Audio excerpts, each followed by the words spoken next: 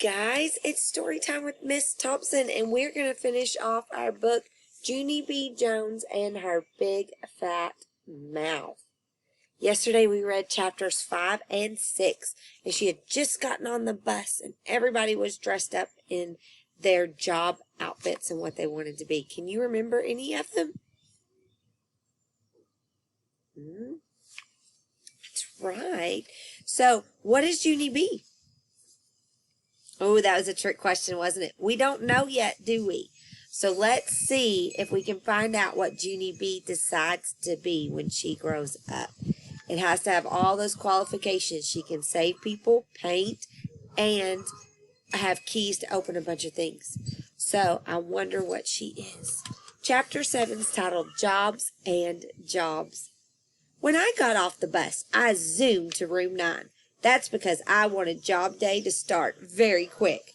Only first, we had to take attendance, and then we had to say, I pledge allegiance to the flag of the United States of America and to the republic for which it stands. But I don't know what that dumb story is even talking about.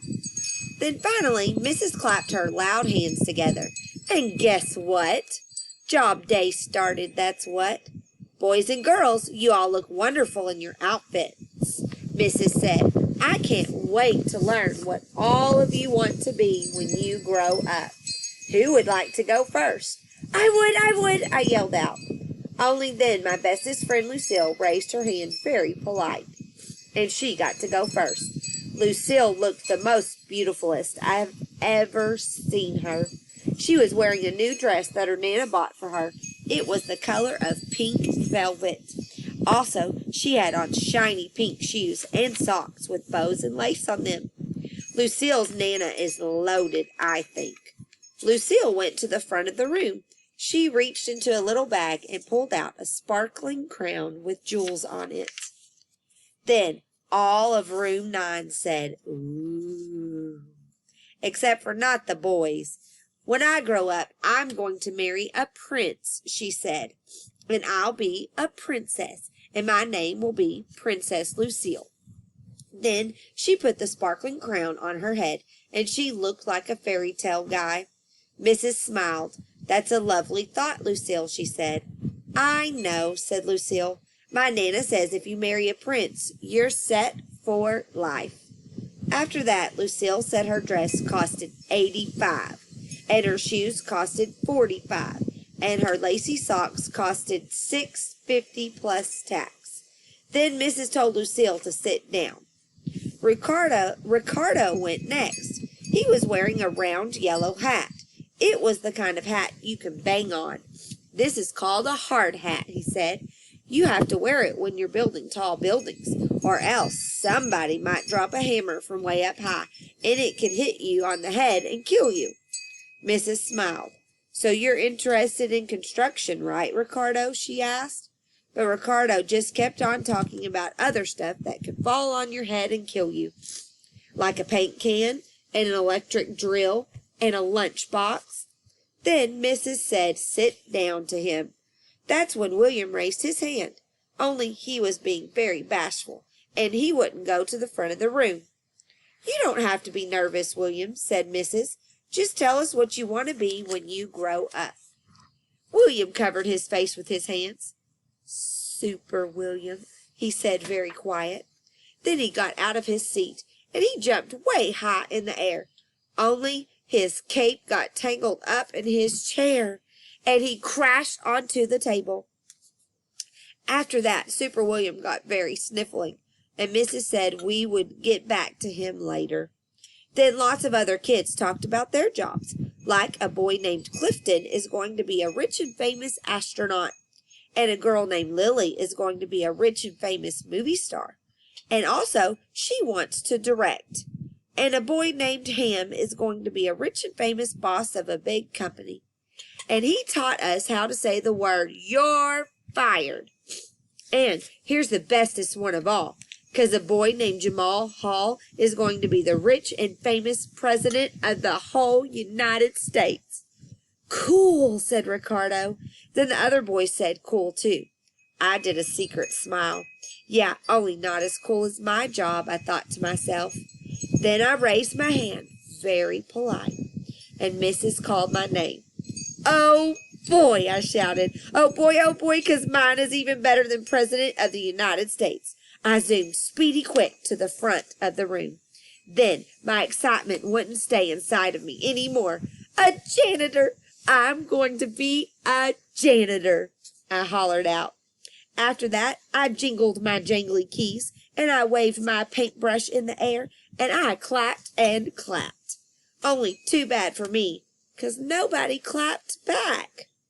And here's something even worser. Room 9 started laughing very much, and it was the mean kind. "She wants to be a janitor," they yelled. Then they pointed at my brown pants, and they called me the name of stupid. And I didn't know what to do, 'cause I felt very crumbling inside.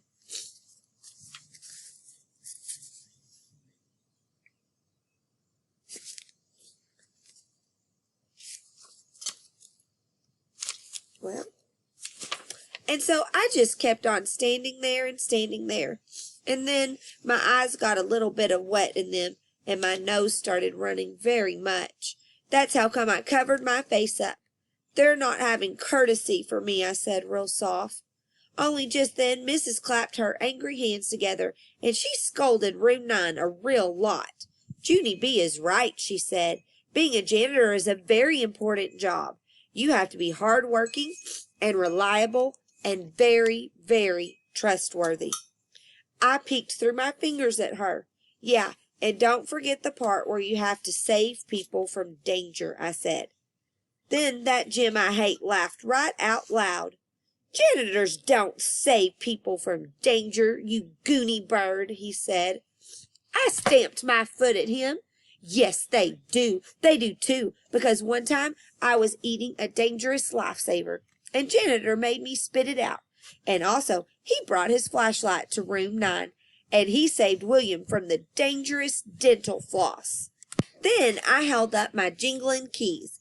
"And see these things? Keys are what janitor unlocks the bathroom door with, or else we couldn't even go to the toilet." Then I showed him my paintbrush. "And janitor paints litter cans, too," I said, "and painting is the funnest thing I love." That Jim did a mean smile. "Yeah, well, too bad for you, but you're a girl, and janitors have to be boys, so there." I run to his table. "No, they do not, you stupid head Jim," I said. "Girls can be anything boys can be. Right, missus? Right, right?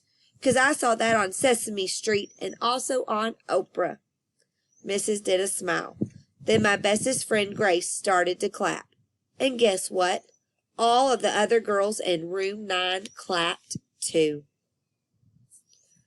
Now, that was the end of Chapter 7.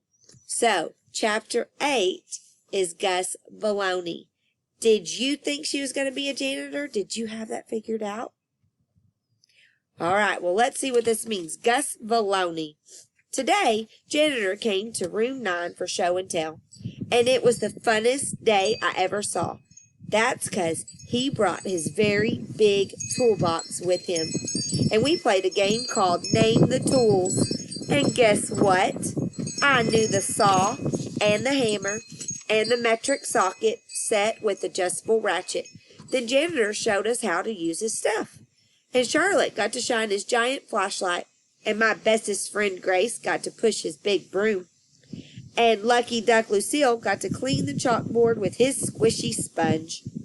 Except for then, a little bit of trouble happened, 'cause I wanted the mop. Only that stupid head Jim wouldn't let go of it, and so I had to pinch his arm. After that, the mop got removed from us. Removed is the school word for snatched right out of our hands. After that, janitor sat in a chair, and Room 9 sat all around him. Then he told us all about himself and his job. And guess what? He's been janitor for 14 years, and he was born in a different country from ours, and his name is Gus Baloney. Hey, I love the name of Gus Baloney, I hollered out, 'cause Baloney is my favorite kind of sandwich. Then I smiled very proud. And guess what else I said to Room 9? Me and Janitor are bestest friends, and sometimes he calls me the nickname of Sis. Then Janitor winked at me, and so I winked back, except for both my eyes kept on shutting, so I had to hold one of them open with my fingers. Here she is holding her eye open.